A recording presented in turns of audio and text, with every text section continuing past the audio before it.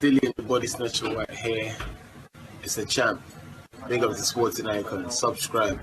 Otherwise, I might pay you guys a visit. So the UK heavyweight resume of the year. This was a question that I asked you guys on the community tab, and your votes come in, and very, very good, to be honest. 2.7 thousand, which is quite a lot really for a vote. Usually it's about 1 to 1.5 thousand. So again, thank you very much for everybody who does get to see it. I know not everybody gets to see the community tab questions. But anyway, UK heavyweight resume of the year of 2018. 56% said Anthony Joshua, 24% Dillian Whyte, 19% Tyson Fury, and 1% for other. So clearly Joshua is the winner of this one. Most people feel that Joshua has the best resume of 2018. Maybe some people got it confused with resume ever. Okay, maybe, because they're still thinking about Klitschko and so on. But 2018, Anthony Joshua versus Joseph Parker, Anthony Joshua versus Alexander Povetkin. He's had 2 fights. These are the 2 fights that you guys consider to be the better names for Joshua stepping up over, for example, Tyson Fury, who fought Sefer Seferi, Francisco Pianeta, and then Deontay Wilder, which he should have won that fight. We know that he got robbed on the scorecards. And also Dillian Whyte, he fought Lucas Brown earlier in the year. He fought Joseph Parker, and of course ended the year with a end of the saga fight against Derek Chisora, again with a great knockout. So most people say that Anthony Joshua versus Parker and Povetkin is better than what Dillian Whyte versus Lucas Brown versus Joseph Parker and Derek Chisora, and Tyson Fury versus those 2 taxi drivers plus Deontay Wilder. So that's kind of the vote.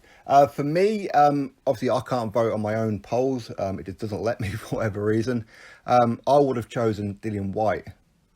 That's personally me, because I think that not only did he have 3 fights, of course Tyson Fury had 3 fights as well, but Dillian Whyte, it just keeps on proving people wrong all the time, and it doesn't seem to get credit for it. I mean, Lucas Brown, who's undefeated former world champion, Joseph Parker, former world champion, a young guy as well, and just come off of a points decision loss to Anthony Joshua in a unification fight, and then emphatically stopped Derek Chisora to end that one, where a lot of people felt that he lost the first fight with Derek Chisora, so now he put a nail right in that whole saga with an emphatic knockout. So for me, I think that Dillian Whyte had the better resume of 2018. Of course, Dillian Whyte, Joshua have a opponent in common in Joseph Parker, but obviously most people will say, but Joshua beating Povetkin is better than a Chisora and a Lucas Brown combined.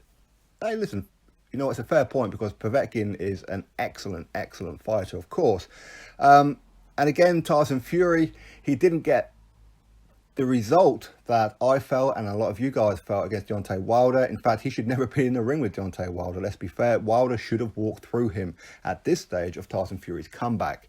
But Tyson Fury, even a 70%, even his own dad said that this is a 70% Tyson Fury, was saying that it's too early. So everybody who was giving me stick for saying it for the last couple of months up until the fight, John Fury, his own dad, said exactly the same thing that I did, as did his brother Shane, as well as. So, listen, had he have won, had he have got the decision that he should have got, because he did win that fight by a good 2 or 3 rounds. He got dropped on 2 occasions, but getting dropped twice in a fight does not automatically make you lose the fight. Anybody who knows how to score boxing knows that's just how it is. Okay, you need to do more than just drop your opponent on 2 occasions. You need to win another 2 to 3 rounds on top of that, as well as Wilder just did not. But anyway, Tyson Fury, of course, he has that romantic story, shall we say, of where he came from to where he is, and excellent stuff. You know, I mean, for me, I'm very, very proud of him. But of course, I will also go with the fact, and Tyson Fury said this himself in his own words, he did come back from despair. He did come back from rock bottom and got his way back. But a lot of it is his own doing. Tyson Fury said this with his own mouth, saying, don't feel sorry for me or anything like that.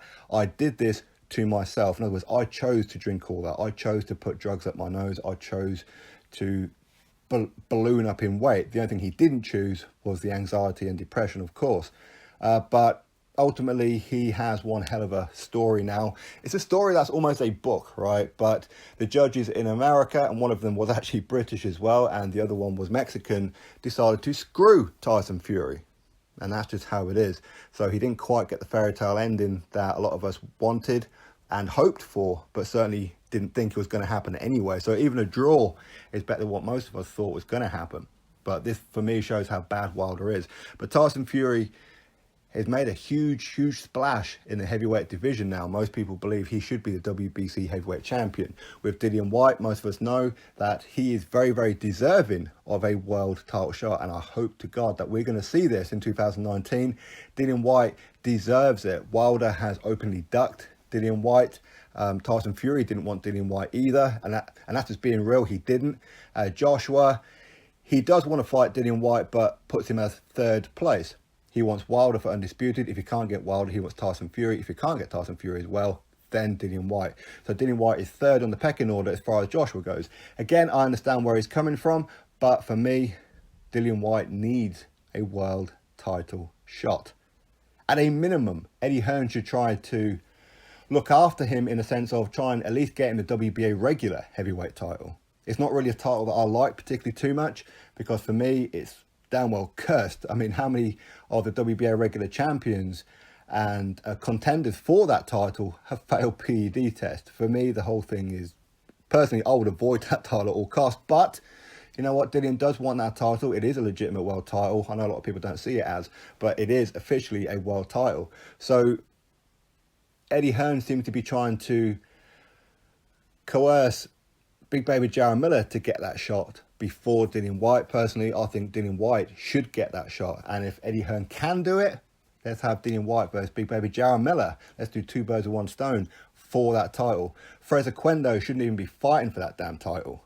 Okay, plus others. But anyway, that's what's going on. Most people believe Anthony Joshua has the heavyweight resume of the year by defeating Joseph Parker for a unification, of course. And of course, defending against a very tough and dangerous and avoided fighter in Alexander Povetkin. Yes, avoided. Deontay Wilder avoided him like the plague. So 56% said Anthony Joshua. In second place, Dillian Whyte. And in third place, just in third place, of course, Tyson Fury. So you drop your thoughts below about it. Click the thumbs up. And of course, subscribe. Catch you all on the next video.